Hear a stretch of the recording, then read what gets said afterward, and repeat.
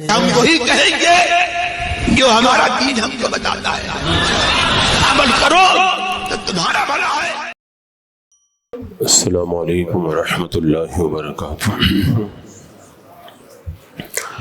الحمد للہ رب العالمین، والصلاة والسلام علی سید الانبیاء والمرسلین وعلى آلہ واصحابہ وازواجہ واہل بیتہ اجمعین،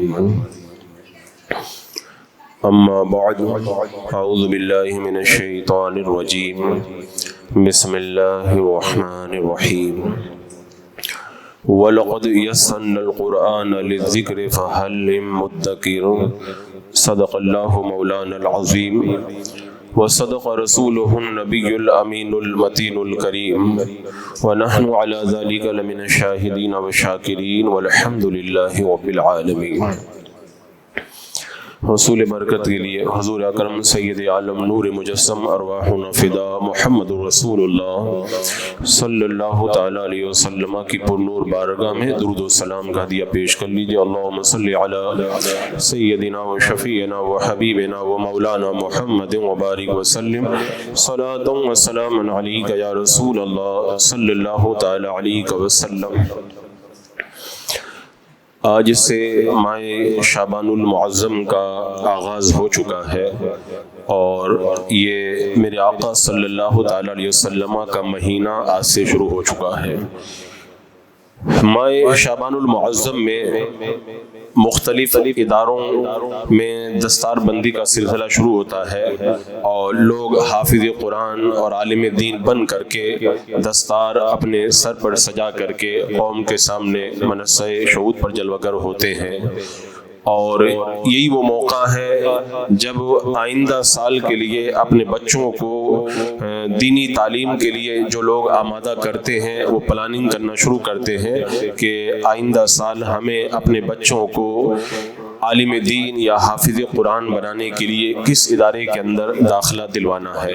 تو یہ ماہ شعبان المعظم میں قرآن مقدس کے چرچے شروع ہو جاتے ہیں، تو میں یہ چاہوں گا کہ آج کے اس محفل میں اس حوالے سے کچھ گفتگو کروں۔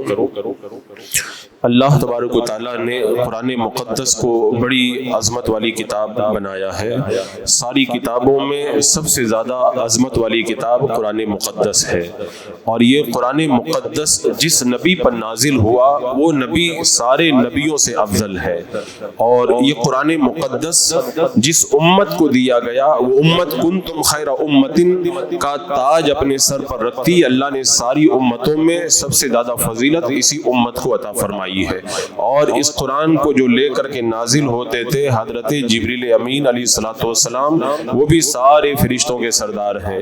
اس قرآن مقدس کو جس مہینے میں نازل کیا گیا، شہر رمضان الذی انزل فی القرآن، وہ مہینہ بھی مہینوں میں بڑی فضیلت رکھتا ہے، اور جس رات کے اندر اس قرآن کو اتارا گیا، انا انزلناہ فی لیلۃ القدر، وہ رات بھی 1000 مہینوں سے بہتر ہے۔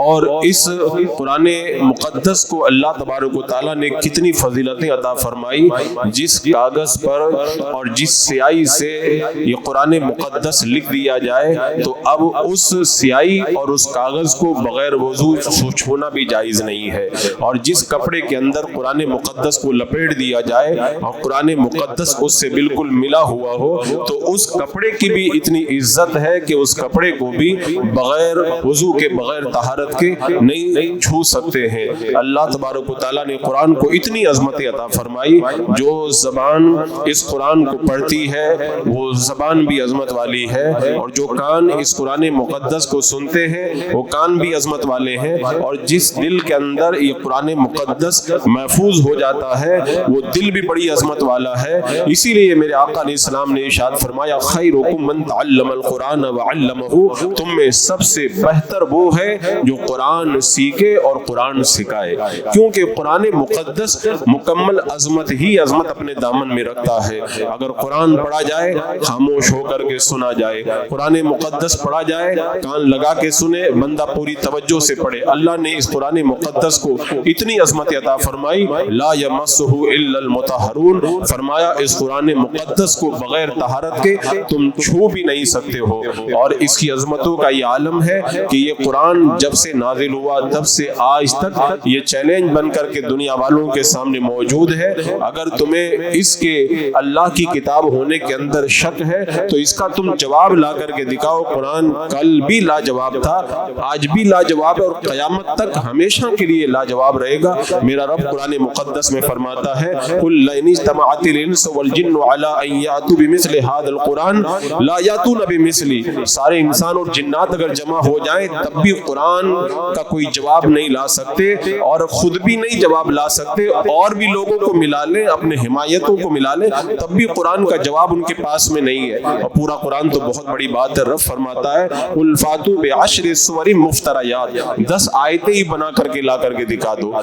اور ایک جگہ اللہ تعالیٰ نے فرمایا قل فاتوا بسورۃ، ایک سورہ ہی تم اس کی جیسی لا کر کے دکھا دو، لیکن نہ تو 10 سورتیں بنا سکتے ہو، نہ 10 آیتیں بنا سکتے ہو، نہ ایک آیت تم اس جیسی بنا سکتے ہو۔ اللہ تبارک و تعالیٰ نے قرآن مقدس کو ایسا لاجواب بنایا۔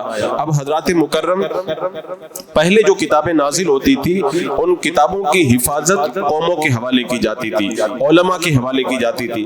اس قرآن مقدس کی حفاظت خود اللہ تبارک و تعالیٰ نے اپنے ذمہ کرم پر لی ہے۔ آپ بار بار سنے ہوں گے اللہ قرآن مقدس کی حفاظت فرماتا ہے، تو کیا قرآن پاک کی حفاظت لائبریری میں کی جاتی ہے؟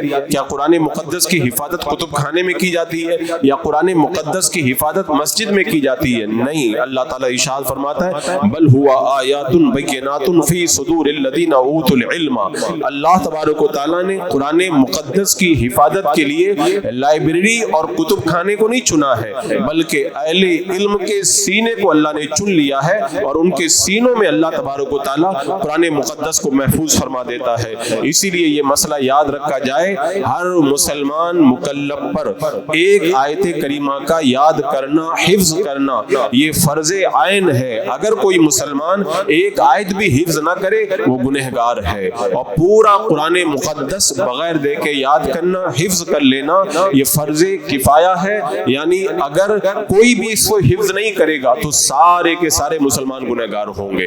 یہ قرآن مقدس کی حفاظت کو اللہ تبارک و تعالیٰ نے اس قدر اس کا اہتمام فرمایا۔ آپ قرآن مقدس کی حفاظت کو دیکھیں، اللہ تعالیٰ قرآن پاک میں فرماتا ہے بل ہوا قرآن مجید فی لوح محفوظ، اللہ نے قرآن پاک کو لوح محفوظ میں اس کو محفوظ فرمایا، اس کی حفاظت فرمائی۔ اور پھر اس کے بعد میں آگے آپ دیکھیں جب قرآن نازل ہوتا تھا میرے آقا علیہ السلام اس کو پڑھتے تھے، رب نے فرمایا ان علینا جمعہ وقرآن، محبوب اس کو محفوظ کر دینا یہ ہمارے ذمہ ہے۔ اللہ فرماتا ہے ہم اس کو محفوظ کریں گے۔ اور پھر فرمایا لا یاتی الباطل من بین یدیہ ولا من خلفہ، قرآن میں نہ باطل نہ آگے سے آ سکتا ہے نہ پیچھے سے آ سکتا ہے، اللہ اس کی حفاظت فرما رہا ہے۔ اور فرمایا انا نحن نزلنا الذکر وان لہ لحافظون، ہم ہی نے نازل کیا ہے اور ہم ہی اس کی حفاظت کرنے والے ہیں۔ مامون بادشاہ کے دربار کے اندر، مامون خلیفہ کے دربار کے اندر علماء بیٹھتے تھے، بحث کیا کرتے تھے دینی مسائل کے اندر۔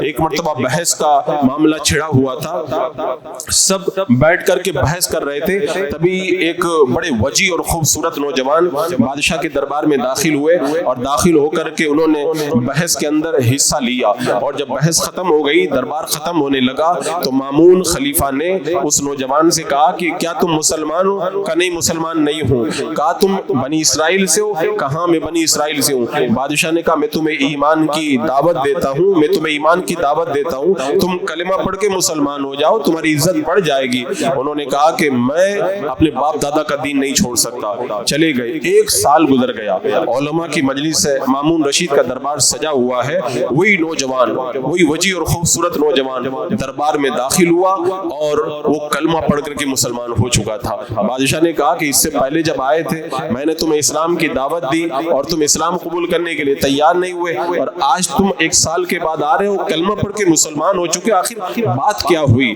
تو اس شخص نے جواب دیا کہ میں بہت اچھا خط رکھتا ہوں، میری تحریر بڑی خوبصورت ہے، میں رائٹنگ بہت اچھی رکھتا ہوں، میں جو لکھ کر کے دے دیتا ہوں لوگ اس کو بڑی مہنگی قیمت لگا کر کے خریدنے کے لیے تیار ہو جاتے ہیں. ایک بار میں نے توریت کے 3 نسخے لکھے اور جا کر کے یہودی علماء کو دیے, انہوں نے بڑی قیمت دے کر کے مجھ سے خرید لیا. وہ کہتے ہیں کہ میں نے ان توریت کے نسخوں کے اندر تھوڑی تھوڑی تبدیلی کر دی تھی اپنی طرف سے, لیکن انہوں نے تبدیلی کو نہیں دیکھا, انہوں نے یہ دیکھا کہ بڑا خوبصورت لکھا ہوا ہے, انہوں نے خرید لیا. میں نے اس کے بعد میں انجیل کے 3 نسخے لکھے, بہت خوبصورت لکھے, اور جا کر کے عیسائیوں کے میں نے کنیسہ کے اندر جا کر کے دیا. انہوں نے یہ نہیں دیکھا کہ اس کے اندر میں نے کیا تبدیلی کر دی اپنی طرف سے, خوبصورتی دیکھ کر کے انہوں نے خرید لیا. اس کے بعد میں نے قرآن مقدس کے 3 نسخے لکھے اور اپنی طرف سے کچھ گھٹا بڑھا دیا. اس کے بعد میں علماء اسلام کے پاس میں قرآن مقدس کو لے کر کے گیا. علماء نے قرآن مقدس کو دیکھا تو بڑا خوبصورت لکھا ہوا تھا. جب انہوں نے کھول کر کے پڑھا تو کہیں کہیں انہیں مسٹیک نظر آئی اور تبدیلی نظر آئی. انہوں نے کہا کہ تمہارا لکھنا تو بڑا خوبصورت ہے, لیکن جس قرآن کے اندر تم نے تھوڑی بہت تبدیلی لکھ دی ہے, ایسے کلام کو ہم خریدنا گوارا نہیں کرتے. انہوں نے قرآن کو واپس میرے حوالے کر دیا. اس دن مجھے اس بات کا یقین ہو گیا کہ دنیا کے اندر اگر کوئی سچا مذہب ہے, محفوظ مذہب ہے اور حق مذہب ہے تو مذہب اسلام ہے. میں کلمہ پڑھ کے مسلمان ہو گیا ہوں. حضرت یحییٰ بن اقسم کہتے ہیں, اس واقعے کو انہوں نے بیان کیا. یحییٰ بن اقسم کہتے ہیں میں دربار میں موجود تھا. اس کے بعد میں حج کے لیے گیا اسی سال. حضرت سفیان بن عیینہ سے میری ملاقات ہوئی تو میں نے مامون رشید کے دربار میں جو یہ واقعہ پیش آیا تھا میں نے بتایا کہ ایسا ایسا ہوا تھا. تو حضرت سفیان بن عیینہ کہتے ہیں اللہ تبارک و تعالیٰ قرآن پاک میں جو فرماتا ہے بِمَسْتُحْفِظُوا مِن کتاب اللہ, ہم نے ان سے کتاب کی حفاظت چاہی. یعنی اس سے پہلے والے جو دین تھے ان میں قرآن, ان کی کتاب کی حفاظت ہم نے ان کے ذمہ لگا دی. وہ لوگ حفاظت نہ کر سکے اور اس کے اندر تبدیلی کر دی گئی. اس آیت کریمہ کا یہی مطلب ہے. اور اللہ تبارک و تعالیٰ نے اس قرآن مقدس کی حفاظت علماء کے حوالے نہیں کی, مسلمانوں کے حوالے نہیں کی. اس کی حفاظت اللہ تبارک و تعالیٰ نے اِنَّا نَحْنُ نَزَّلْنَا الذِّكْرَ وَإِنَّا لَهُ لَحَافِظُونَ اپنے ذمہ لی. جو حفاظت لوگوں کے حوالے کی گئی تھی وہ کتابیں بدل گئی, اور اللہ نے جس کی حفاظت کی ذمہ داری خود لی تھی اس قرآن کے اندر ذرہ برابر بھی کوئی تبدیلی نہیں پیش کر سکا ہے. اسی لیے حضرت سعید بن جبیر رضی اللہ تعالیٰ عنہ کہتے ہیں اس سے پہلے والی جو کتابیں تھی اس کا حافظ صرف نبی ہوتا تھا, نبی کے علاوہ پوری کتاب کوئی نہیں یاد کر پاتا تھا. لیکن قرآن کا یہ اعجاز ہے کہ اللہ تبارک و تعالیٰ نے اس امت کے لوگوں کو بھی قرآن یاد کرنے کی طاقت عطا فرمائی ہے. یہی وجہ ہے کہ ایک زمانے کے اندر توریت گم ہو گئی تھی, توریت کہیں مل نہیں رہی تھی. تو حضرت عزیر علیہ السلام جب تشریف لائے تو حضرت عزیر علیہ السلام سے کہا گیا آپ کو پوری توریت یاد تھی, آپ نے پڑھا اور پڑھتے گئے, لوگ لکھتے رہے, آپ کی یادداشت پر پوری توریت کو لکھ دیا گیا. وہ تو اللہ کے نبی کو تلاش کر کے انہوں نے دوبارہ لکھی, لیکن خدا نہ کرے اگر قرآن کہیں پر نہ ملے تو تلاش کرنے کی ضرورت نہیں ہے. ہر جگہ آپ کو قرآن کے حافظ مل جائیں گے, وہ فوراً قرآن مقدس پڑھ کر کے دوبارہ قرآن مقدس کا املا کروا کر کے اس کو لکھوا دیں گے. اللہ نے اس کی حفاظت کا ایسا مقدس انتظام فرمایا ہے. عزیزان مکرم, قرآن مقدس کی حفاظت کو آپ دیکھیں گے, آج زمانے گزر گئے, نہ کل تبدیلی پیدا ہو پائی اور نہ زمانے گزرنے کے بعد میں کوئی اس کے اندر تبدیلی کر پائے گا. اب اس کے بعد میں آپ دیکھیں قرآن مقدس کو حفظ کرنا, قرآن مقدس کو یاد کرنا, یہ کتنی بڑی سعادت ہے. قرآن مقدس میں اللہ تعالیٰ خود ارشاد فرماتا ہے لو انزلنا هذا القرآن على جبل لرأيته خاشعا متصدعا من خشیۃ اللہ. اس کا مفہوم یہ ہے کہ قرآن اگر ہم پہاڑوں پہ نازل کر دیتے تو تم دیکھتے کہ پہاڑ بھی اللہ کے خوف سے ریزہ ریزہ ہو جاتے. قرآن اتنا زبردست کلام ہے, پہاڑ میں بھی طاقت نہیں کہ پہاڑ اس کو محفوظ کر سکے, لیکن اللہ کا کرم دیکھے رب کیا فرماتا ہے وَلَقَدْ يَسَّرْنَا الْقُرْآنَ لِلذِّكْرِ فَهَلْ مِن مُدَّكِرٍ, ہم نے قرآن یاد کرنے والوں کے لیے آسان کر دیا ہے. کوئی قرآن کو یاد کرنے والا؟ حضرت ضحاک کہتے ہیں عبداللہ ابن عباس سے روایت کرتے ہوئے کہ اگر اللہ تبارک و تعالیٰ قرآن مقدس کو یاد کرنا آسان نہیں کرتا تو کسی بندے میں یہ طاقت ہی نہیں ہوتی کہ وہ قرآن کو پڑھ بھی سکے. اللہ کا کلام اپنی زبان سے کوئی پڑھ بھی پائے, اتنی بھی طاقت نہیں ہوتی. آج ہم جو قرآن پڑھ لیتے ہیں یہ ہمارا کوئی کمال نہیں ہے. اللہ تبارک و تعالیٰ نے قرآن کو پڑھنا اور یاد کرنا ہمارے لیے آسان کر دیا ہے. اگر اللہ آسان نہ کرتا تو کوئی بندہ قرآن مقدس کو یاد بھی نہیں کر پاتا. کتنا آسان کر دیا. آج آپ دیکھیں لاکھوں کی تعداد میں قرآن کے حفاظ موجود ہیں, بڑی عمر والے تو بڑی عمر والے, چھوٹا سا بچہ قرآن یاد کر لیتا ہے. آدمی جب بڑھاپے میں پہنچ جائے, دماغ کمزور ہو جاتا بڑھاپے میں بھی جا کے قرآن یاد کر لیتا ہے. حضرت ہشام کلبی کہتے ہیں میرے چچا مجھے بہت تانا دیتے تھے تم قرآن کیوں نہیں یاد کرتے, قرآن کیوں نہیں یاد کرتے. کہتے ایک دن مجھے غیرت آ گئی, میں اپنے کمرے میں چلا گیا, میں نے کہا قسم خدا کی اس وقت تک باہر نہیں نکلوں گا جب تک پورا قرآن یاد نہیں کر لیتا ہوں. بولے میں کمرے میں بند ہو گیا, 3 دن کے بعد پورا قرآن یاد کر کے میں اپنے کمرے سے باہر نکلا. اللہ نے قرآن کے اندر یہ اعجاز عطا فرمایا, یہ اعجاز عطا فرمایا. امام اعظم ابو حنیفہ رضی اللہ تعالیٰ عنہ جن کا عرص پاک کل ہے, کروڑوں سنیوں کے وہ امام ہیں, ان کی بارگاہ میں امام محمد رضی اللہ تعالیٰ عنہ پڑھنے کے لیے آئے. ایک دم جوانی کا دور ہے, بڑے خوبصورت اور بڑے زبردست عالم گزرے. امام محمد جب امام اعظم کی بارگاہ میں پہنچے, امام اعظم نے دیکھا ابھی عمر کم ہے, بچہ ہے, فرمائے جاؤ بیٹا پہلے قرآن پاک حفظ کر لو, اس کے بعد میں آنا, پھر میں تمہیں بعد میں پڑھاؤں گا. امام محمد چلے گئے. ایک ہفتے کے بعد واپس آئے اور واپس آ کر امام اعظم کی بارگاہ میں جب حاضر ہوئے, امام اعظم نے کہا میں نے تم سے کہا تھا جب تک قرآن حفظ نہ کر لو تب تک واپس مت آنا, تم کیوں واپس چلے آئے؟ کہا حضور آپ سن کر کے دیکھیں پورا قرآن یاد کر کے میں واپس آ گیا ہوں, ایک ہفتے میں پورا قرآن یاد کر کے چلا. ایسے ایک دو نہیں ہزاروں واقعات ہیں. اعلی حضرت امام اہل سنت رضی اللہ تعالیٰ عنہ کو کسی نے خط لکھا, قرآن کا حافظ لکھ دیا. حضور شیر بے شیر سنت کہتے ہیں اعلی حضرت کی آنکھوں میں آنسو آ گئے, فرماتے لوگ مجھے حافظ کہہ رہے ہیں, میں قرآن کا حافظ نہیں ہوں. کہ اللہ تعالیٰ مجھے اس کے اندر گرفتار نہ کر دے کہ جو ہنر تمہارے اندر نہیں ہے لوگ تمہاری اس کے ذریعے تعریف کر رہے ہیں. اعلی حضرت نے پھر چاند رات کو قرآن یاد کرنا شروع کیا, رمضان کا چاند دیکھ کر قرآن یاد کرنا شروع کیا اور 27ویں رات تک پورا قرآن پاک یاد کر لیا. وَلَقَدْ يَسَّرْنَا الْقُرْآنَ لِلذِّكْرِ فَهَلْ مِن مُدَّكِرٍ, ہے کوئی قرآن یاد کرنے والا؟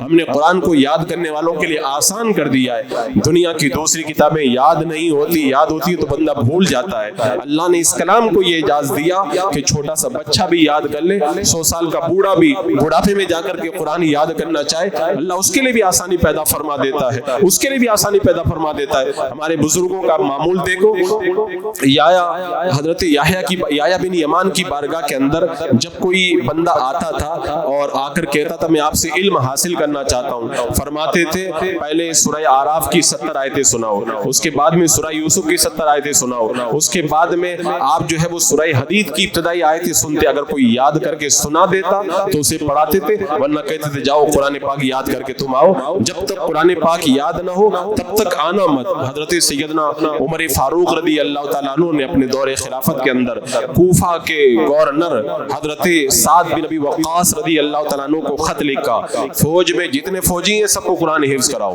اور ادھر بصرہ کے گورنر حضرت ابو موسیٰ اشعری رضی اللہ تعالیٰ عنہ کو خط لکھا کہ فوجیوں کو قرآن یاد کراؤ, انہیں قرآن کا حافظ بناؤ. اللہ اکبر. جب حضرت عمر رضی اللہ تعالیٰ عنہ کا خط پہنچا, اب فوجیوں نے قرآن یاد کرنا شروع کر دیا, اب وہ قرآن یاد کر رہے ہیں, قرآن یاد کر رہے ہیں. جب سال پورا ہو گیا حافظوں کی لسٹ حضرت عمر فاروق کے دربار میں بھیجی گئی تو پتا چلا کہ کوفہ کے 300 فوجیوں نے قرآن یاد کر لیا ہے اور بصرہ کے 10,000 فوجیوں نے پورا قرآن مقدس حفظ کر لیا ہے. اتنا ان لوگوں نے اہتمام کیا. اللہ تبارک و تعالیٰ نے جب اس کی حفاظت کی ذمہ داری لی ہے تو اس کی حفاظت کا انتظام بھی فرمایا. میرے آقا صلی اللہ تعالیٰ علیہ وسلم خود قرآن مقدس کا دور فرماتے تھے. آج رمضان میں آپ دیکھتے ہیں نا جو قرآن کے حافظ ہوتے ہیں وہ قرآن کا دور کرتے ہیں, قرآن یاد رہے. میرے آقا علیہ السلام جو دور کرتے تھے وہ ایک الگ بات تھی. حضرت جبریل امین میرے آقا کی بارگاہ میں آتے ماہ رمضان المبارک کے اندر, اور میرے آقا علیہ السلام کے ساتھ حضرت جبریل پورے قرآن کا ایک بار دور کرتے. جس سال میرے آقا علیہ السلام کا وصال ہوا اس سال حضرت جبریل امین آئے اور قرآن مقدس کے 2 دور میرے آقا علیہ السلام کے ساتھ انہوں نے کیے تھے. اور اللہ کے رسول علیہ السلام کو کتنا پسند آتا تھا قرآن سننا. حضرت عبداللہ ابن ابی, حضرت کعب بن ابی, یہ سرکار دو عالم صلی اللہ علیہ وسلم کی بارگاہ میں آئے. میرے آقا علیہ السلام نے فرمایا کہ اے کعب تم قرآن پڑھ کے سناؤ, اس لیے کہ اللہ نے مجھے کہا ہے, اللہ تبارک و تعالیٰ نے حکم دیا ہے کہ میں تم سے قرآن سنوں. حضرت کعب کہنے لگے یا رسول اللہ کیا واقعی اللہ نے میرا نام لے کر کے کہا ہے؟ میرے آقا نے فرمایا ہاں تمہارا نام لے کر کے کہا ہے. اب آپ سوچیں, اندازہ لگائیں, اللہ جس کا نام لے کر کے کہہ دے اس کی خوشی کیا ہوگی. حضرت کعب اتنا خوش ہوئے, پڑھنے لگے, وہ خوشی میں رو پڑے, خوشی میں رو پڑے. حضرت عبداللہ ابن مسعود رضی اللہ تعالیٰ عنہ کہتے ہیں سرکار دو عالم صلی اللہ علیہ وسلم نے مجھ سے کہا قرآن پڑھ کے سناؤ. کہا یا رسول اللہ قرآن تو آپ پہ اترا ہے, میں آپ کو قرآن پڑھ کے سناؤں؟ میرا آقا فرماتے میرا دل یہ چاہتا ہے میں کسی سے قرآن سنوں. حضرت عبداللہ ابن مسعود قرآن پڑھنے لگے, پڑھتے رہے, میرا آقا علیہ السلام سنتے رہے. بیچ میں میرا آقا نے کہا رک جاؤ بس. حضرت عبداللہ ابن مسعود کہتے ہیں میں نے جب نظر اٹھا کے دیکھا تو سرکار کی کی آنکھوں سے آنسو ٹپک رہے تھے جب میں اس آیت کریمہ پہ پہنچا فَكَيْفَ إِذَا جِئْنَا مِنْ كُلِّ أُمَّةٍ بِشَهِيدٍ وَجِئْنَا بِكَ عَلَىٰ هَؤُلَاءِ شَهِيدًا، کیسا حال ہوگا جب ہم لائیں گے ہر امت میں سے ایک گواہ، اور اے محبوب ہم سب پر تم کو گواہ بنا کر کے لائیں گے۔ جب اس آیت پر پہنچا نا میرے آقا نے روک دیا اور اللہ کے رسول علیہ السلام رو پڑے۔ یعنی قرآن کا یہ اعجاز تھا، بندہ جب قرآن پڑھتا ہے اس کے دل کے اندر کتنا اثر پیدا ہوتا ہے۔ جب آقا کریم علیہ السلام کا وصال ہوا، حضرت سیدنا ابو بکر صدیق کا دور آیا، تو آپ کے دور میں جب جنگ یمامہ ہوئی، جنگ یمامہ کے موقع پر 700 قرآن کے حافظ صحابہ کرام شہید ہو گئے۔ حضرت عمر اور حضرت ابو بکر صدیق، حضرت زید بن ثابت جمع ہوئے اور ڈسکس شروع کی کہ قرآن کے حافظ اگر ایسے ہی شہید ہوتے رہے تو کہیں ایسا نہ ہو کہ قرآن کا کچھ حصہ چلا جائے۔ اللہ اکبر، ایک اندیشہ ان کو ہوا، حالانکہ اللہ نے قرآن کی حفاظت کی ذمہ داری لی ہے لیکن ان کو اندیشہ ہوا، تو کہا کہ پھر قرآن کو جمع کیا جائے۔ تب اللہ تبارک و تعالیٰ کا فضل ہوا اور انہوں نے قرآن کو جمع کرنے کا اہتمام فرمایا۔ عزیزان مکرم، یہ وہ قرآن اللہ تبارک و تعالیٰ کی ایسی مقدس کتاب، بندہ جب اس سے منسلک ہو جاتا ہے اللہ اسے عزتوں کا تاج عطا فرماتا ہے۔ دور رسالت کو آپ دیکھیں، اللہ کے رسول علیہ السلام کے زمانے میں قرآن کے حافظوں کی کتنی عزت تھی۔ جب جنگ احد ہوئی اور جنگ کے اندر سب صحابہ، بہت سارے صحابہ جب شہید ہو گئے تو ایک ایک قبر کے اندر دو دو صحابہ کو دفن کیا جانے لگا۔ جب قبر میں اتارنے کی باری آتی میرے آقا پوچھتے ان میں سے قرآن زیادہ کس کو یاد ہے؟ جس کو قرآن زیادہ یاد ہوتا اس کو قبر کے اندر پہلے رکھا جاتا۔ یہ حافظ کا اعجاز۔ اور ایک موقع پہ جب لشکر روانہ کرنا ہوا، اللہ کے رسول علیہ السلام نے فرمایا قرآن کس کو زیادہ یاد ہے؟ تو ایک بچہ تھا کم سن، ایک نوجوان تھا، اس نے کہہ دیا کہ مجھے قرآن زیادہ یاد ہے، یہ بھی یاد ہے، یہ بھی یاد ہے، اور سورہ بقرہ بھی یاد ہے۔ میرے آقا نے فرمایا تمہیں سورہ بقرہ بھی یاد ہے؟ اللہ کے رسول علیہ السلام نے کم عمر ہونے کے باوجود اس لشکر کا سردار اس نوجوان کو بنا دیا۔ یعنی قرآن کا حافظ ہونے کی وجہ سے اللہ کے رسول علیہ السلام نے لشکر کی سپہ سالاری اس نوجوان کو عطا فرما دی ہے۔ ایسے ایک موقع پہ اللہ کے رسول علیہ السلام نے ارشاد فرمایا کہ تم میں امامت وہ کرے جو قرآن کا زیادہ عالم ہو، جسے قرآن کا علم زیادہ ہو، مصلی امامت کے اوپر وہ جا کر کے کھڑا ہو۔ اور امام شافعی رحمۃ اللہ تعالیٰ علیہ فرماتے جس نے قرآن یاد کر لیا وہ عزت والا ہو گیا، جس نے قرآن یاد کر لیا وہ عزت والا ہو گیا۔ اللہ تبارک و تعالیٰ قرآن کے ذریعے قوموں کو عزتیں عطا فرماتا ہے، اور جو قرآن پہ عمل کرنا چھوڑ دے اللہ تعالیٰ اسے ذلیل و رسوا کر دیتا ہے۔ آج ہماری نظر میں قرآن کی کیا واقعی وہ اہمیت ہے، قرآن کے حافظوں کی وہ اہمیت ہے۔ آپ اگر دیکھیں گے نا ہمارے معاشرے کے اندر آج جو بہت سارے دکڑے، اس کی ایک بڑی وجہ بھی یہ ہے کہ ہم نے قرآن سے اپنا دامن جتنا مضبوطی سے جو ہے وہ قرآن سے اپنا رشتہ مضبوط رکھنا چاہیے تھا، اتنا مضبوط رشتہ ہم نے قرآن کے ساتھ میں جوڑ کر کے نہیں رکھا، لہذا ہم ذلیل و رسوا ہو کر کے رہ گئے۔ وہ معزز تھے زمانے میں مسلمان ہو کر، آج ہم خار ہوئے تاریک قرآن ہو کر۔ قرآن کو ترک کرنے کی وجہ سے، آپ قرآن پہ عمل کو ترک کرنے کی وجہ سے آج ذلت و رسوائی ہمارے ساتھ آ گئی۔ ورنہ قرآن کے حافظ کا مرتبہ کتنا بلند۔ میرے آقا علیہ السلام ارشاد فرماتے ہیں جو قرآن یاد کر لے گا وہ معزز فرشتوں کے ساتھ میں ہوگا۔ اور فرمایا اگر کسی کو قرآن یاد کرنے میں دشواری آتی ہے، یاد کرنے میں دقت ہوتی ہے، اللہ تعالیٰ اس کو ڈبل ثواب عطا فرماتا ہے۔ اور ایک موقع میرے آقا فرماتے ہیں جس دل کے اندر قرآن نہیں ہے وہ دل ویران ہے۔ اگر کوئی ویران گھر ہو تو کتنا بیکار لگتا ہے، تو جس سینے کے اندر قرآن نہیں، میرے آقا فرماتے وہ بھی ویران ہے۔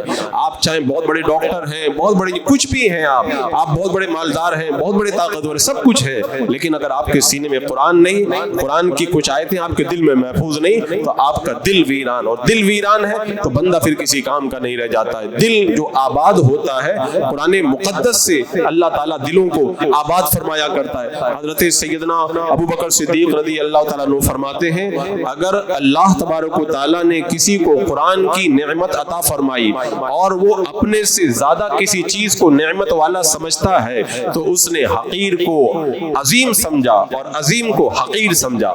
کتنی پیاری بات فرمائی۔ حضرت ابو بکر صدیق کہتے ہیں قرآن یاد ہے تم کو اور تم یہ سمجھ رہے ہو فلاں آدمی مجھ سے بڑا ہے، تو اس کا مطلب یہ ہو گیا جو بڑا نہیں تھا تم نے اس کو بڑا سمجھ لیا، اور جو قرآن کی دولت بڑی دولت تھی اس نے تم کو چھوٹا تم نے اس کو چھوٹا سمجھ لیا ہے۔ تو فرمایا اللہ جب قرآن کی نعمت دے تو یہ مت سمجھا کرو مجھ سے بڑا ہے، وہ تم سے بڑا نہیں ہے، اللہ نے تم کو قرآن کی دولت دی ہے نا، تم بڑے ہو، اللہ نے تم کو اتنی بڑی دولت عطا فرمائی ہے۔ آج میں کہتا ہوں عوام علماء کا بھی یہی حال ہے، اگر کوئی بہت بڑے عہدے پہ ہو, کہتے فلاں کو 1 لاکھ روپے مہینے کے اندر تنخواہ ملتی ہے, 2 لاکھ سیلری ہے, وہ کاروبار کے اندر ہر مہینے 5 لاکھ کماتا ہے, وہ آدمی بڑا آدمی ہے. اللہ نے تمہیں ایمان کی دولت دی اور تم دوسرے کو بڑا سمجھتے ہو. ہونا تو یہ چاہیے تھا, تم یہ کہتے میں اللہ تبارک و تعالیٰ کی بارگاہ میں اگر اللہ چاہے تو زیادہ عزت والا ہوں کہ اللہ تبارک و تعالیٰ نے مجھے قرآن کی دولت عطا فرمائی ہے. لیکن آج کل لوگوں کا یہ ایک عجیب سسٹم بن چکا ہے, کہتے ہیں کہ ارے تمہارا بچہ اتنا ہوشیار ہے, تم نے اس کو قرآن یاد کرنے حافظ بننے کے لیے بیٹا دیا, اس کو تو ڈاکٹر بنانا چاہیے تھا, اس کو تو کوئی بڑا دنیا کے اندر کسی بڑے عہدے پہ اس کو رکھنا چاہیے تھا. یعنی قرآن کا حافظ بنانا ان کی نظر میں چھوٹا ہے اور دنیا کا کوئی عہدہ دے دینا ان کی نظر کے اندر بڑا ہے. حضرت صدیق اکبر کہتے تم نے بڑے کو چھوٹا بنا دیا اور چھوٹے کو بڑا بنا دیا ہے. میرے آقا صلی اللہ تعالی علیہ وسلم ارشاد فرماتے صفا کے چبوترے پر عقبہ بن عامر بیٹھے ہوئے, سرکار تشریف لائے, میرے آقا علیہ السلام نے فرمایا کیا کوئی تم میں سے یہ چاہتا ہے وادی بطحان یا وادی عقیق میں جائے اور 2 اونٹنیاں لے کر کے آئے بغیر کسی گناہ کے. اس زمانے کے اندر اونٹنی بہت بڑا مال تھا, 2 اونٹنیاں مل گئی, بہت بڑا مالدار بن گیا. تو صحابہ نے کہا یا رسول اللہ کون نہیں چاہے گا, ہر آدمی یہی چاہے گا 2 اونٹنی مل جائے. میرے آقا نے فرمایا میں تم کو بتاتا ہوں, جو مسجد میں آ کر کے 2 آئے سیکھے اور سکھائے وہ 2 اونٹنیوں سے بہتر ہے. جو مسجد میں آ کر 3 آیتیں سیکھے اور سکھائے 3 اونٹنیوں سے بہتر ہے. جو مسجد میں آ کر کے 4 آیتیں سیکھے اور سکھائے وہ 4 اونٹنیوں سے بہتر ہے. آپ نے اگر قرآن پاک کی 10 آیتیں سیکھ لی, آپ کو اللہ تعالیٰ نے اتنی بڑی دولت دے دی, اور دوسرا آدمی اگر ایک فلیٹ خرید لیا تو آپ سمجھ رہے ہیں کہ وہ مجھ سے بڑا ہو گیا. بڑا وہ نہیں ہے, بڑے آپ ہیں, اللہ نے آپ کو بڑی دولت عطا فرمائی ہے. ایک صحابی ہیں سرکار دو عالم صلی اللہ علیہ وسلم کی بارگاہ میں حاضر ہوتے ہیں, حاضر ہو کے عرض کرتے ہیں یا رسول اللہ میں نے غلام خریدا, غلام کا نام مقسم ہے, میں نے اس کو بیچا, بہت بڑا نفع ملا. میرے آقا نے کیا فرمایا, سرکار ارشاد فرماتے ہیں میں تمہیں اس سے بھی بڑا نفع بتاتا ہوں, اگر تم 10 آیتیں قرآن کی یاد کر لو تو وہ جو نفع تم کو ملا اس سے بڑا نفع تم پا جاؤ گے. اب وہ صحابی گئے 10 آیتیں یاد کر کے میرے آقا کی بارگاہ میں آ گئے. یعنی صحابہ کا یہ مزاج تھا کہ اگر انہیں ثواب پتہ چل جاتا تھا نا وہ دوڑ کر کے ثواب حاصل کرتے تھے, اور یہاں پر ثواب پتہ چلے تو کوئی نہیں آتا ہے, اگر پیسہ پتہ چل جائے نا تو لوگ دوڑ کر کے آنا شروع ہو جاتے ہیں. دنیا کے اندر جو سکہ چلتا ہے وہ دنیا کی کرنسی چلتی ہے, آخرت میں جو چلے گی وہ دنیا کی کرنسی نہیں چلے گی, وہ نیکیوں کی کرنسی چلے گی. میرے آقا ارشاد فرماتے جس نے قرآن کا 1 حرف پڑھا اللہ اسے 10 نیکیاں عطا فرمائے گا. آج اگر یہ کہہ دیا جائے 1 حرف پڑھ لو 10 نیکیاں ملے گی, کوئی نہیں آئے گا. اور اگر کہہ دیا جائے 1 حرف پڑھو گے تو 10 روپے ملیں گے تو لوگوں کا تانتا بن جائے گا. وہ کہیں گے میرا 1 رکوع سن لو اور مجھے 10,000 روپیہ دے دو, میرا 2 رکوع سن لو مجھے 10-20 ہزار روپیہ دے دو. لیکن دنیا کی کرنسی یہ ہے, آخرت کے اندر جو کرنسی چلے گی وہ نیکیوں کی کرنسی چلے گی. دنیا کے اندر تو بندہ کتنا بھی بڑا مالدار تھا, اگر نیکیوں کی کرنسی جمع نہیں کی وہاں پہ آئے گا تو مفلس اور غریب فقیر بن کر کے آئے گا. اور قرآن کا حافظ جس نے قرآن کی تلاوت کی ہے, نیکیوں کا ذخیرہ جمع کیا, وہ سب سے بڑا مالدار ہوگا. دنیا میں 1 لاکھ نیکیوں سے گاڑی بندہ نہیں خرید سکتا, لیکن آخرت میں نیکیوں کی وجہ سے اللہ اسے جنت کا محل عطا فرما دے گا, وہ کرنسی وہاں پہ چلے گی. ایک حدیث پاک میں اللہ کے رسول صلی اللہ علیہ وسلم نے ارشاد فرمایا قیامت کے دن وہ حافظ قرآن جس نے حلال کو حلال جانا, حرام کو حرام جانا, اللہ اسے جنت دے گا. اور اس کے خاندان کے 10 وہ لوگ جو جہنم میں جانے والے ہوں گے, اللہ تعالیٰ اس حافظ قرآن کی شفاعت کی وجہ سے ان 10 جہنم میں جانے والوں کو جنت عطا فرما دے گا. آج اگر کوئی جیل میں جانے والا ہو اس کو چھڑا دے تو آپ بہت بڑے بن جاتے ہیں, اور جو جہنم میں جانے والا اس کو آپ چھڑا دیں گے تو کتنے بڑے ہیں آپ. تو 10 جہنم میں جانے والے رشتہ داروں کو آپ جنت میں لے کے جائیں گے. میرے آقا فرماتے قرآن پڑھو, اس لیے کہ قرآن قیامت کے دن سفارشی بن کر کے آئے گا. آج دنیا میں کوئی بندہ مصیبت میں گرفتار ہو جائے, بڑے بڑے نیتا لوگوں کی چکر لگاتا ہے تاکہ میری سفارش کر دے, اور جس کی سفارش سے کام بن جائے نا کہتا ہے بہت بڑا آدمی ہے, اس نے کہا تو میرا کام بن گیا. قیامت میں بڑا آدمی کون ہوگا؟ اللہ اکبر. میرے آقا ارشاد فرماتے ہیں قیامت کے میدان کے اندر وہ بندہ جو حافظ قرآن ہوگا, قرآن اس کی سفارش کے لیے آئے گا. اور دوسری حدیث پاک کے اندر یہ قرآن اور روزہ دونوں آئیں گے. قرآن کہے گا اللہ میں نے اس کو راتوں میں سونے سے روک کر کے رکھا, اس کی سفارش اس کے حق میں میری سفارش قبول فرما لے. روزہ کہے گا اللہ دن بھر میں نے بھوکا پیاسا رکھا, اس کے حق میں میری شفاعت قبول فرما لے, اللہ تعالیٰ شفاعت کو قبول فرمائے گا اور حافظ قرآن کو جنت عطا فرما دے گا. اور اتنا ہی نہیں, اللہ تبارک و تعالیٰ کی بارگاہ میں قرآن کہے گا مولا یہ قرآن کا حافظ ہے, اسے عزت عطا فرما, اللہ تبارک و تعالیٰ عزت کا تاج عطا فرمائے گا. قرآن کہے گا مولا اور دے دے, اللہ تعالیٰ عزت کا جوڑا بھی پہنا دے گا. قرآن کہے گا اللہ تو اس سے راضی ہو جا, اللہ تبارک و تعالیٰ فرمائے گا میں راضی ہو گیا, جا تو قرآن کی آیتیں پڑھتا جا, جتنی آیتیں تو پڑھے گا جنت کے اندر اتنی ہی نیکیاں میں تجھے عطا فرماؤں گا. حضرت ام المومنین عائشہ صدیقہ رضی اللہ تعالیٰ عنہ بیان کرتی ہے قرآن کے اندر جتنی آیتیں ہیں جنت کے اندر اتنے ہی درجے ہیں. حافظ قرآن جب آئے گا میدان قیامت کے اندر, اللہ تبارک و تعالیٰ فرمائے گا دنیا میں تو ٹھہر ٹھہر کر کے قرآن پڑھتا تھا, اب پڑھنا شروع کر اور جنت میں اوپر چڑھنا شروع کر, پڑھنا شروع کر اور چڑھنا شروع کر, جہاں پہ تو آخری آیت پڑھے گا وہیں پہ جنت میں تیرا ٹھکانہ ہو جائے گا. 100 آیتیں یاد ہیں 100ویں درجے پہ چلا جائے گا, اگر 200 آیتیں یاد ہیں 200 درجے پہ چلا جائے گا, 1000 آیتیں یاد ہیں 1000ویں درجے پہ چلا جائے گا. حضرت عائشہ فرماتی ہیں جتنی آیتیں قرآن میں جنت کے اندر اللہ نے اتنے ہی درجے رکھے ہیں, اللہ تعالیٰ قرآن پڑھنے والوں کو وہ درجے عطا فرمائے گا. اور قرآن کا حافظ خود نہیں اپنے ماں باپ کے لیے کتنی بڑی نعمت لے کے جائے گا. فرمایا گیا قیامت کے دن قرآن جنہوں نے حفظ کیا ان کے ماں باپ کو بلایا جائے گا اور ان کے سر پر جنت کا تاج رکھا جائے گا, جس کی روشنی کے سامنے سورج کی روشنی بھی ماند پڑ جائے گی. وہ کہیں گے اللہ اتنا بڑا تاج تو نے ہم کو عطا کیا, ہم نے کون سی نیکی کی؟ اللہ تعالیٰ فرمائے گا تم نے اپنے بچوں کو قرآن کا حافظ بنایا تھا اس لیے یہ تاج میں نے تمہیں پہنایا ہے. اور ایک روایت میں اللہ تعالیٰ ماں باپ کو جنت کا جوڑا پہنائے گا. اب وہ کتنے روپے کا ہوگا؟ اگر آپ کہیں کہ 1 لاکھ کا 2 لاکھ, آج کل تو اگر کوئی بڑا کروڑپتی رہتا ہے اپنی بیٹی کی شادی کے اندر وہ 2 لاکھ کا 5 لاکھ کا جوڑا پہنا دیتا ہے, پورے علاقے میں چرچا ہوتا ہے فلاں کی شادی ہوئی تھی اس نے دلہن نے تو 5 لاکھ کا جوڑا پہنا تھا, اگرچہ وہ کسی کام کا نہیں ہے. 5 لاکھ کا جوڑا پہنا تھا جس کو پہن کر کے وہ چل بھی نہیں پا رہی تھی, لیکن کہتے 5 لاکھ کا جوڑا پہنا تھا. آج اگر کوئی 5 لاکھ کا جوڑا پہن لے وہ بڑا تعریف کے لائق ہو جاتا ہے. قیامت کے میدان میں حافظ کے والدین آئیں گے نا, اللہ تعالیٰ ان کو جوڑا پہنائے گا جنت کا. کتنے روپے کا ہوگا؟ میرے آقا فرماتے ہیں ساری کائنات بھی اس کے برابر نہیں ہو سکتی ہے. اب ساری کائنات میں اربوں خربوں خربوں روپے ہوں, وہ سب بھی اگر لگا دیے جائیں تو جنت کا جوڑا نہیں خرید پائے گا. اتنا قیمتی جوڑا اللہ تعالیٰ اس حافظ قرآن کے والدین کو پہنائے گا. میرے آقا نے فرمایا تھا ابو ذر ہو سکے تو صبح کے وقت مسجد میں آ کر کے تم اگر ایک آیت کا علم حاصل کر لو نا, اللہ تعالیٰ 100 رکعت پڑھنے کا ثواب عطا فرمائے گا.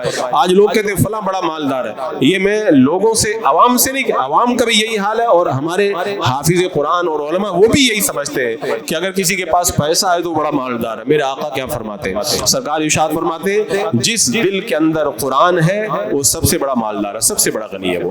یعنی اللہ نے جس کو قرآن کی دولت دے دی نا اس سے بڑا مالدار آپ کو دنیا میں کوئی نہیں ملے گا, کوئی نہیں ملے گا. اب وہ بڑا مالدار کیوں؟ اگر میں اس کی تفصیل کروں تو پوری تقریر اس پر ہو سکتی ہے. دنیا کی دولت ختم ہونے والی ہے, قرآن کی دولت جو اس کے سینے کے اندر ہے وہ ختم ہونے والی نہیں ہے بلکہ باقی رہنے والی ہے. تو پھر میرے آقا نے فرمایا جس کے دل میں قرآن ہے وہ سب سے بڑا غنی. اور جب حافظ قرآن انتقال کرتا ہے اللہ تبارک و تعالیٰ قبر سے کہتا ہے زمین سے زمین اس کو مت کھانا اس لیے کہ میرا کلام اس کے سینے میں ہے. زمین کہتی ہے مولا میری کیا مجال ہے اس کو میں کھاؤں جبکہ تیرا کلام اس کے سینے کے اندر محفوظ ہے. اللہ تبارک و تعالیٰ حافظ قرآن پر ایسا کرم فرماتا ہے. یہی وجہ ہمارے اسلاف کو ہم نے دیکھا ہے وہ قرآن پڑھنے کے لیے بہت کوششیں کیا کرتے تھے. آج لوگ جتنا پیسہ کمانے کے لیے کوشش کرتے اس سے زیادہ وہ لوگ قرآن مقدس کی تعلیم کے لیے کوشش کیا کرتے تھے. میں نے کتنی مرتبہ بتایا حضرت عمر بن سلمہ کے بارے میں, قرآن پڑھنے کے لیے وہ اپنی بستی سے نکل کر کے آتے تھے اور باہر آ کر کے انتظار کرتے تھے کوئی مسلمان یہاں سے نکلے گا قرآن پڑھے گا میں سن کر کے یاد کر لوں گا. ایسے سن سن کے قرآن یاد کرتے تھے. آج تو قرآن کوئی پڑھے نا تو کوئی مارتا نہیں ہے. صحابہ کو قرآن پڑھنے پہ مارا جاتا تھا, مار کھاتے تھے پھر بھی قرآن پڑھتے تھے, مار کھاتے تھے زخمی ہو جاتے تھے لیکن قرآن پڑھنا نہیں چھوڑتے تھے. صدیق اکبر سے کہا اگر قرآن پڑھو گے تو مکہ میں نہیں رہنے دیا جائے گا. کہا مکہ میں رہنا ضروری نہیں ہے, قرآن پڑھنا ضروری ہے. مکہ چھوڑ کے جا رہا ہوں میں مکہ چھوڑ کے جا رہا ہوں میں. یہ قرآن کی عظمتیں ان کے دل کے اندر تھی. آج قرآن کی وہ قدر ہماری نظر کے اندر نہیں, اس لیے ہم لوگ آج ذلیل و رسوا ہو کر کے رہ گئے. عزیزان مکرم قرآن مقدس کی قدر کرو. میرے آقا صلی اللہ علیہ وسلم نے کتنا قرآن پڑھنے والوں کو نوازا. فرمایا جو قرآن پڑھتا ہے وہ نکمی عمر نہیں پائے گا, نکمی عمر نہیں پائے گا. نکمی عمر کا مطلب ہے لِكَيْ لَا يَعْلَمَ بَعْدَ عِلْمٍ شَيْئًا. اللہ فرماتا ہے نکمی عمر وہ ہے بندہ جاننے کے بعد کچھ بھی نہ جانے, سب کچھ بھول جائے. آدمی جب بوڑھا ہو جاتا ہے کچھ بھی نہیں جانتا ہے, پانی دیکھتا بولے یہ کیا ہے, کھانا لا کے پوچھتا ہے یہ کیا ہے, ایک دم بالکل ناکارہ ہو جاتا ہے. لیکن میرا آقا فرماتے جو قرآن پڑھے گا نا اس کو نکمی عمر نہیں ملے گی, وہ آخری وقت تک, مرنے کے وقت تک لوگوں کو بھی پہچانے گا, سب کو پہچانے گا. وہ اتنا جو ہے وہ بدھو نہیں بن جائے گا کہ اس کو کچھ بھی پتا نہ چلے کہ یہ کیا ہے وہ کیا ہے, اور بار بار پوچھتا رہے کہ دیوار پہ کیا بیٹھا ہوا ہے, کوا بیٹھا ہے, کیا بیٹا, کوا بیٹا, بار بار اس کو بتانا پڑے. وہ نکمی عمر ہے. میرا آقا علیہ السلام نے فرمایا قرآن پڑھو گے اللہ تمہیں نکمی عمر سے محفوظ فرمائے گا. اور اللہ کے رسول علیہ السلام تو تشریف ہی لائے تھے ہمیں قرآن کی تعلیم دینے کے لیے. هو الذی بعث فی الامیین رسولا منہم یتلو علیہم آیاتہ ویزکیہم ویعلمہم الکتاب والحکمہ. اللہ کے رسول میں قرآن کی تعلیم دینے کے لیے تشریف لائے تھے. عزیزان مکرم, یہ ماہ شعبان المعظم شروع ہو چکا ہے, حفاظ کی دستار کا بھی منظر ہوگا, اور جو لوگ اپنے بچوں کو قرآن کا حافظ بنانا چاہتے وہ ابھی سے ارادہ کریں کہ آئندہ سال ہم اپنے بچوں کو قرآن کا حافظ بنائیں گے. اگر حافظ بنا کر کے چلے گئے, پیسہ تمہیں ملے یا نہ ملے لیکن جنت کا ٹکٹ اللہ تعالیٰ ضرور عطا فرما دے گا اگر وہ قرآن پڑھ کر کے اس پہ عمل کرے گا. قرآن کے حافظوں کے بارے میں تو سوچا تھا بہت کچھ باتیں رکھوں گا, لیکن وقت پورا کا پورا جلدی سمٹ گیا اور ساری باتیں رہ گئی. اللہ تبارک و تعالیٰ ہمیں قرآن پڑھنے, یاد کرنے, اس پر عمل کرنے اور قرآن کو عام کرنے کی توفیق عطا فرمائے. استغفر اللہ ربی من کل ذنب واتوب الیہ. السلام علیکم.